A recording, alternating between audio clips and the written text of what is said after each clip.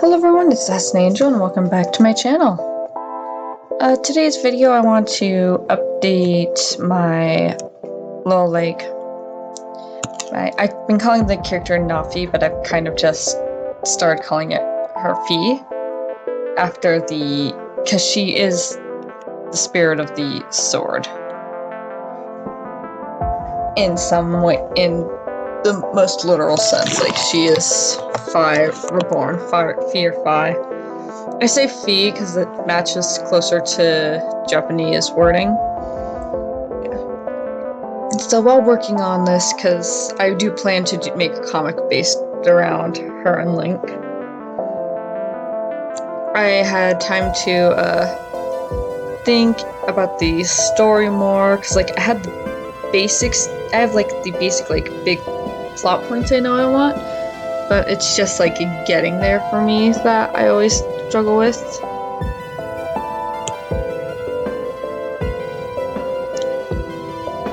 So yeah,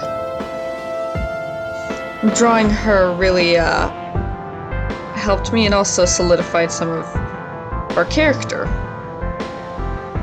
So some of the biggest things is, of course, she's a spirit of the sword. She has two prosthetic arms, one that starts more at the shoulder and one that starts more at the elbow. Both are made with Breath of the Wild style Sheikah tech, so this kind of made me decide, okay, it either needs to take place the 10,000 years before, when Sheikah technology is made, or it needs to take place after Breath of the Wild. And I kind of realized that if I wanted to get all the plot points I wanted, without having to keep myself stuck in a certain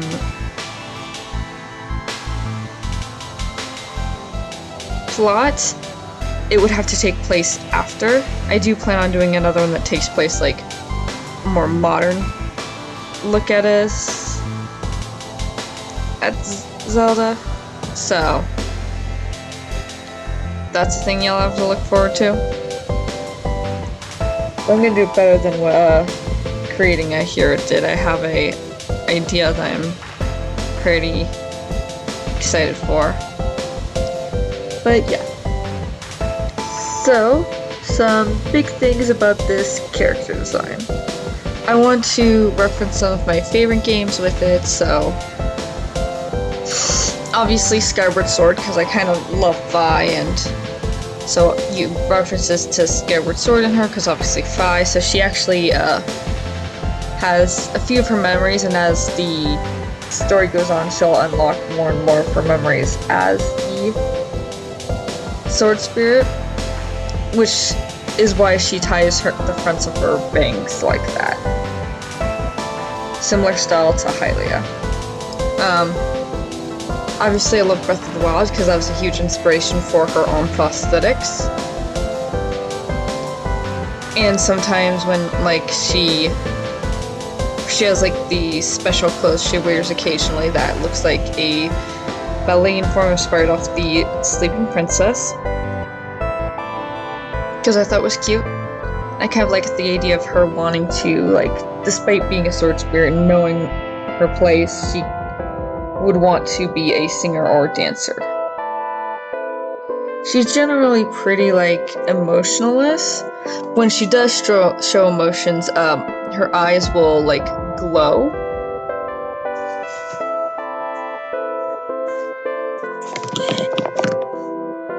Just because I thought it would be a cute detail.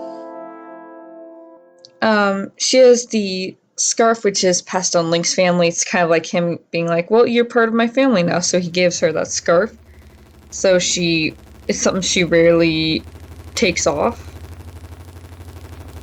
Even though she knows logically it's weird and doesn't contain any power, it gives her a sense of confidence.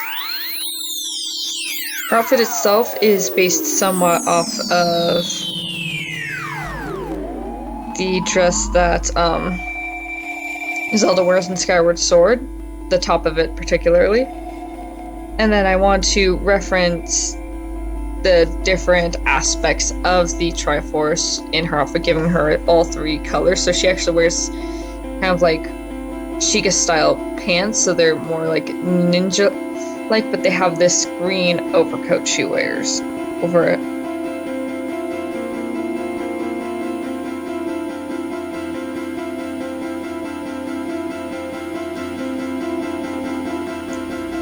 Something that's been consistent since is she is Sheikah and part fairy. So I gave her wings in the style of Twilight Princess's Goddess Butterflies. Though she usually, like, I'm still trying to figure out what her cloak will look like, but she wears a cloak over it. Just because A, I don't want to draw them all the time, and B, they're kind of giveaway as to who she is, so she keeps them hidden for her safety, because a big point in this story I'm working on is it's in a Hyrule which Ganon has taken over and been ruling for a while, and he has some knowledge saying that the spirit of the sword will be reborn, so he's trying to be like, okay, we're gonna capture this thing and keep it under wraps. It also explains how she's able to use the Sheikah prosthetics without much hassle.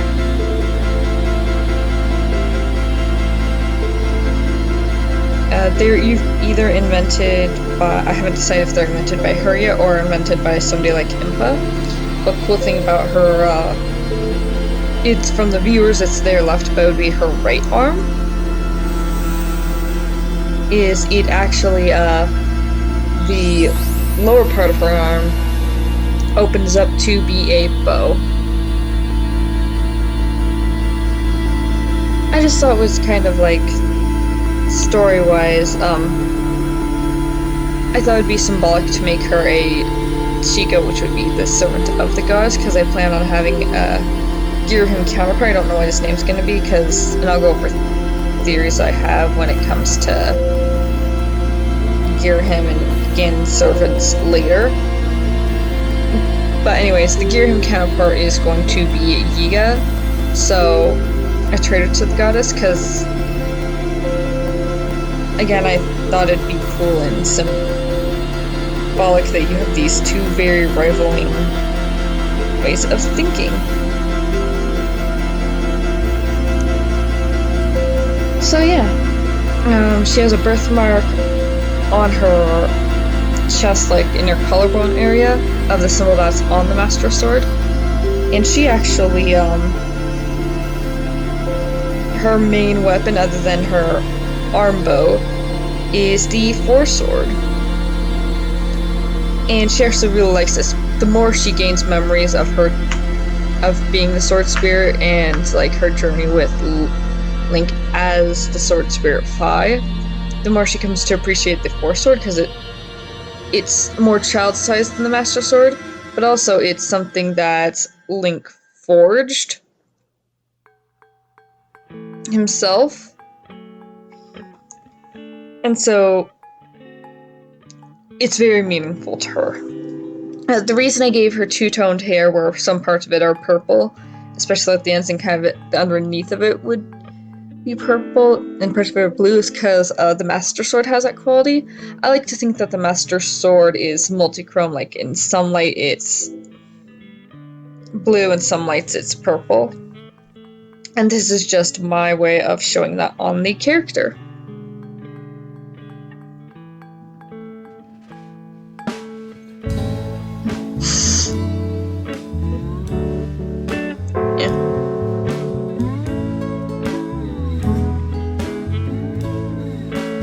Yeah, I thought I'd have more to say based on her. Like, she is supposed to and will be written as pretty young when she joins Lincoln's, the version of Tetra.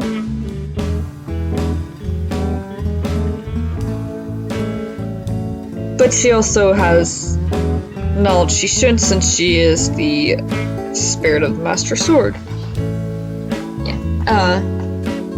A fun fact about her arms is when she's sleeping, they'll actually glow orange as like a deactivated shrine.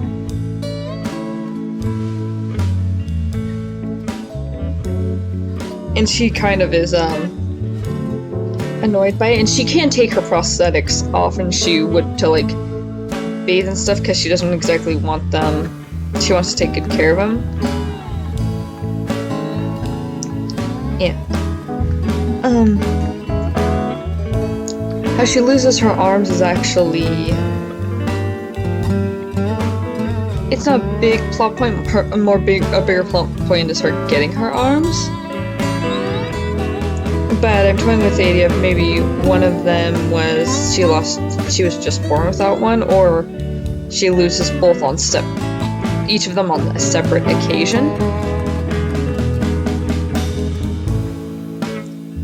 But no matter what, she, by the time she's like...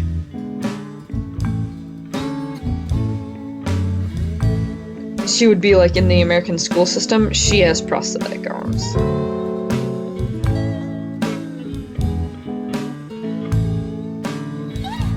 When I'm writing her, I mostly think of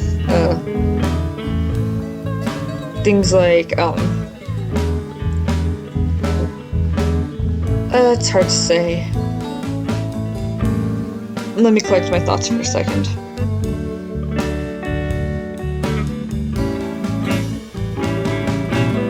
So when I write her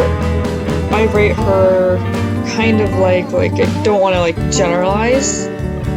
So that's why it's hard for me to think of how to say it. But I write her as if she is a neurodivergent kid. Like, I don't know if she would have ADHD or autism, but she's definitely neurodivergent. She gets special interests, be it in dancing, swords, stories, and she will focus primarily on that.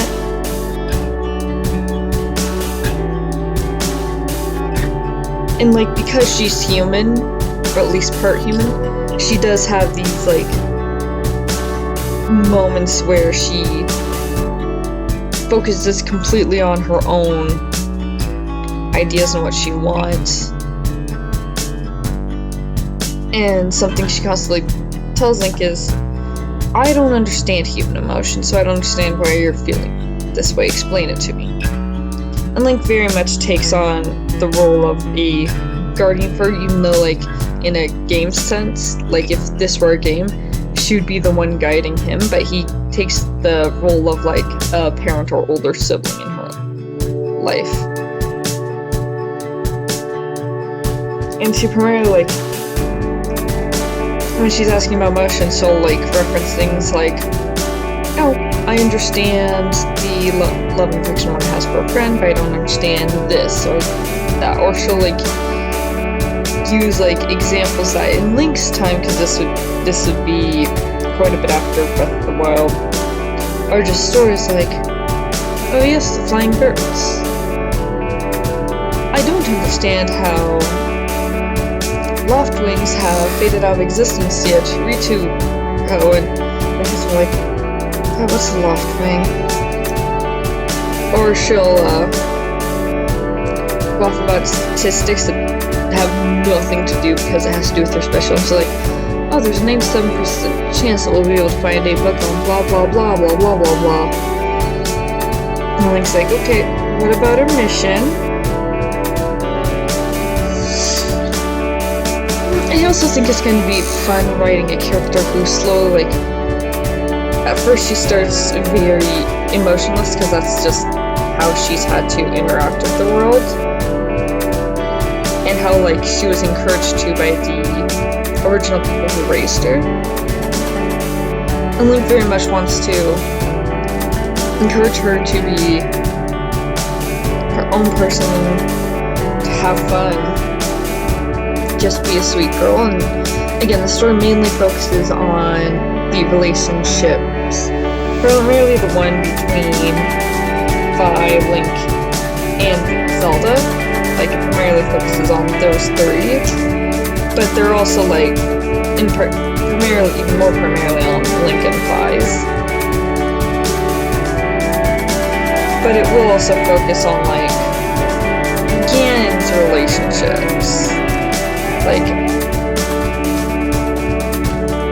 and, like, it will also, like, put in some, like, my theories.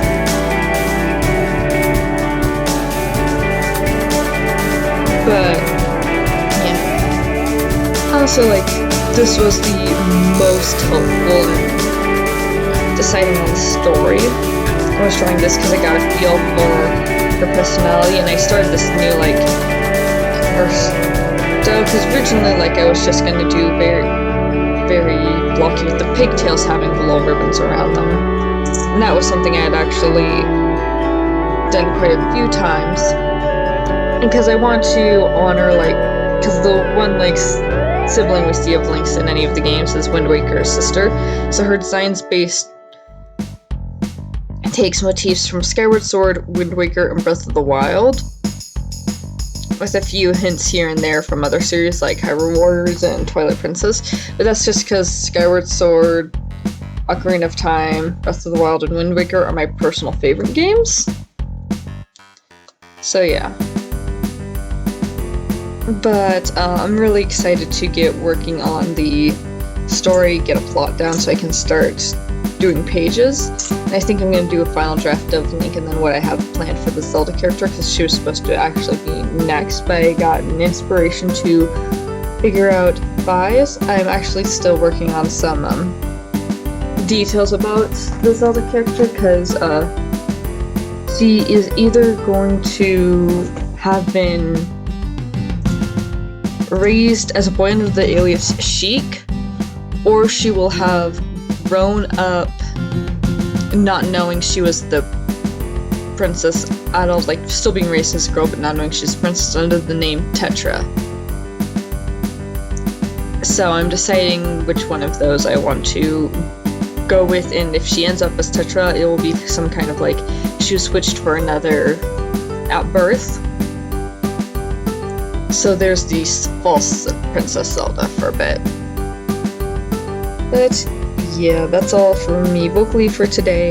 I have actually got to feed my puppy, so I am going to go. Sorry about not having a Friday video last week. I'm actually recording this before I record my usual Monday video, so I might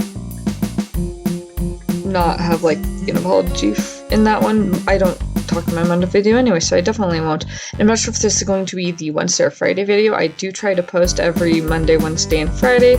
Sometimes I miss Fridays because right now I have a rambunctious puppy. But I hope you all enjoyed, and I hope you liked this video. Bye!